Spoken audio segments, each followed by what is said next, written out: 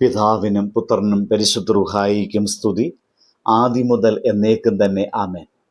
ഇന്ന് ഓഗസ്റ്റ് 15 ശനിയാഴ്ച. വിശുദ്ധ ലൂക്കോസിന്റെ സുവിശേഷം 1-ാം അധ്യായം 38-ാമത്തെ വാക്യം.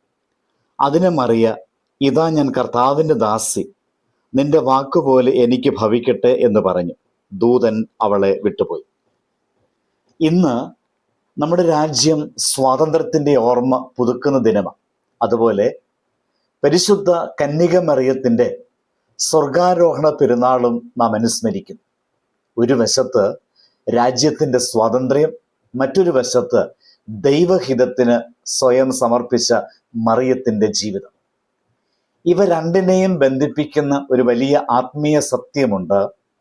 യഥാർത്ഥ സ്വാതന്ത്ര്യം ദൈവത്തിൽ നകന്ന് ജീവിക്കുന്നതല്ല, ദൈവഹിതത്തോട് സ്വമേധയാ അതേ പറയുന്നതാണ്.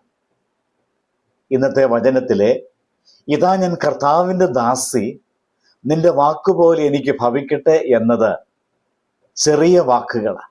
പക്ഷേ മറിയത്തിൻ്റെ ഈ ഒരു വാക്ക് അവളുടെ ജീവിതത്തെ മുഴുവൻ മാറ്റിമറിച്ചു. നിന്റെ വാക്കുപോലെ എനിക്ക് ഭവിക്കട്ടെ. മറിയം ദൈവത്തോട് പറയുന്നത്, എൻ്റെ ഇഷ്ടം ആദ്യം, ദൈവത്തിൻ്റെ ഇഷ്ടം പിന്നെ എന്നല്ല.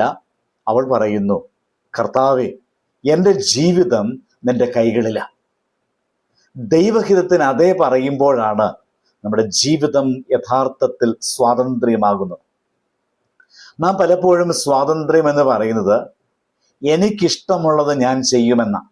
പക്ഷേ എല്ലാം ചെയ്യാൻ കഴിയുന്നതല്ല യഥാർത്ഥ സ്വാതന്ത്ര്യം. ശരിയായത് തിരഞ്ഞെടുക്കുവാൻ കഴിയുന്നതാണ് യഥാർത്ഥ സ്വാതന്ത്ര്യം. കോപിക്കാം, പക്ഷെ ക്ഷമിക്കുവാൻ കഴിയുമോ? മറ്റൊരാളെ വേദനിപ്പിക്കാം, സ്നേഹിക്കുവാൻ കഴിയുമോ? സ്വാർത്ഥമായി ജീവിക്കാം, പക്ഷെ മറ്റൊരാൾക്ക് വേണ്ടി സ്വയം നൽകുവാൻ കഴിയുമോ? പാപത്തിലേക്ക് പോകാം, പക്ഷേ ദൈവഹിതത്തിൽ നിൽക്കാൻ കഴിയുമോ? അതാണ് യഥാർത്ഥ സ്വാതന്ത്ര്യത്തിൻ്റെ ചോദ്യം. ഇതിന് മറിയം വലിയൊരു ഉദാഹരണമാണ്. ദൈവദൂതൻ അവളുടെ മുമ്പിൽ ദൈവത്തിൻ്റെ പദ്ധതി വെച്ചപ്പോൾ മറിയത്തിന് എല്ലാം മനസ്സിലായില്ല. ഭാവിയിൽ എന്ത് സംഭവിക്കും എന്ന് അവൾക്കറിയില്ലായിരുന്നു. എങ്കിലും അവൾ പറയുന്നു, ഇതാ ഞാൻ കർത്താവിൻ്റെ ദാസി, നിന്റെ വാക്കുപോലെ എനിക്ക് ഭവിക്കട്ടെ. ദൈവത്തിൻ്റെ മഹത്വം അവൾക്കെല്ലാം മനസ്സിലായിരുന്നു എന്നതിലല്ല, മനസ്സിലാകാത്തപ്പോഴും ദൈവത്തെ വിശ്വസിച്ച് അതേ പറയുവാൻ അവൾ തയ്യാറായി എന്നതിലാണ്. ഇന്ന് നമ്മുടെ ജീവിതത്തിലും അതേ ചോദ്യം വരുന്നു. ഈ വേദനയിലും എന്നെ വിശ്വസിക്കുവാൻ നിനക്ക് സാധിക്കുമോ? ഈ തീരുമാനത്തിൽ എൻ്റെ വഴിയെ തിരഞ്ഞെടുക്കുവാൻ നീ ഒരുക്കമാണ്. അപ്പോൾ നാം ചോദിക്കും, എന്തുകൊണ്ട്?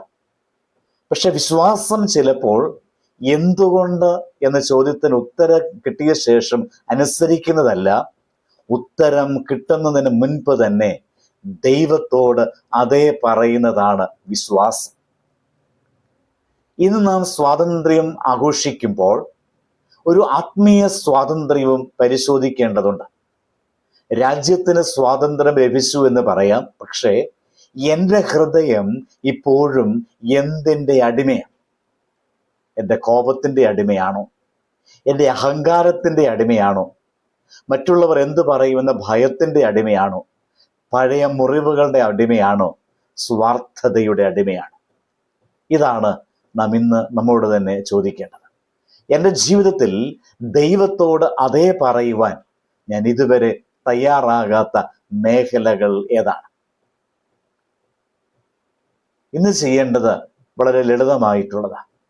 ദൈവഹിതത്തിന് വിരുദ്ധമായി പിടിച്ചു നിൽക്കുന്ന കാര്യങ്ങളെ കണ്ടെത്തുക, അതിന്ന് പ്രാർത്ഥനയിൽ ദൈവത്തിൻ്റെ മുമ്പിൽ വെക്കുക.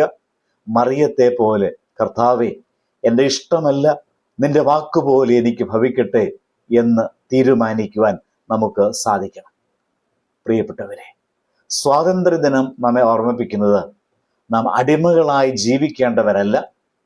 മറിയത്തിൻ്റെ ജീവിതം നമ്മെ പഠിപ്പിക്കുന്നത് ദൈവത്തിന് സമർപ്പിച്ച ജീവിതം അടിമത്തമല്ല, അതാണ് ഏറ്റവും വലിയ സ്വാതന്ത്ര്യം. അതുകൊണ്ട് നമുക്ക് ഈ വാക്ക് ഹൃദയത്തിൽ സൂക്ഷിക്കാം. എൻ്റെ ജീവിതത്തിൻ്റെ നിയന്ത്രണം ഞാൻ ദൈവത്തിന് നൽകുമ്പോഴാണ് എൻ്റെ ജീവിതം യഥാർത്ഥത്തിൽ സ്വതന്ത്രമാകുന്നത്. രാജ്യത്തിൻ്റെ സ്വാതന്ത്ര്യം ആഘോഷിക്കുന്ന ഈ ദിവസം ഹൃദയത്തിൻ്റെ സ്വാതന്ത്ര്യവും തിരഞ്ഞെടുക്കാം. ലോകം പറയുന്നത് എനിക്കിഷ്ടമുള്ളതുപോലെ ഞാൻ ചെയ്യുമെന്നാണ്. അതാണ് സ്വാതന്ത്ര്യം. എന്നാൽ വിശ്വാസം പറയുന്നു, ദൈവമേ, നിനക്കിഷ്ടമുള്ളത് എൻ്റെ ജീവിതത്തിൽ നടക്കട്ടെ. ഇതാണ് യഥാർത്ഥ സ്വാതന്ത്ര്യം. അതിനുവേണ്ടി നമുക്ക് പരിശ്രമിക്കാം, പ്രാർത്ഥിക്കാം. കരുണാമയനായ കർത്താവെ, ഇന്നത്തെ ഈ പ്രഭാതത്തിൽ ഞങ്ങളുടെ ജീവിതം നിന്റെ കൈകളിൽ സമർപ്പിക്കുന്നു. പരിശുദ്ധ മറിയത്തെ പോലെ മനസ്സിലാകാത്തപ്പോഴും നിന്നോട് അതേ പറയാനുള്ള വിശ്വാസം ഞങ്ങൾക്ക് തരണമേ. ഞങ്ങളുടെ ഹൃദയത്തിലെ എല്ലാ ബന്ധനങ്ങളിൽ നിന്നും ഞങ്ങളെ സ്വാതന്ത്ര്യരാക്കണമേ. ഞങ്ങളുടെ ഇഷ്ടത്തേക്കാൾ നിന്റെ ഇഷ്ടം തിരഞ്ഞെടുക്കുവാൻ കൃപ നൽകുകയും ചെയ്യണമേ. ഞങ്ങൾ നിനക്കും നിന്റെ പിതാവിനും നിന്റെ പരിശുദ്ധ റൂഹായിക്കും സ്തുതിയും സ്തോത്രം സമർപ്പിക്കുന്നു. അതിപ്പോഴും എല്ലാ സമയത്തും എന്നേക്കും തന്നെ.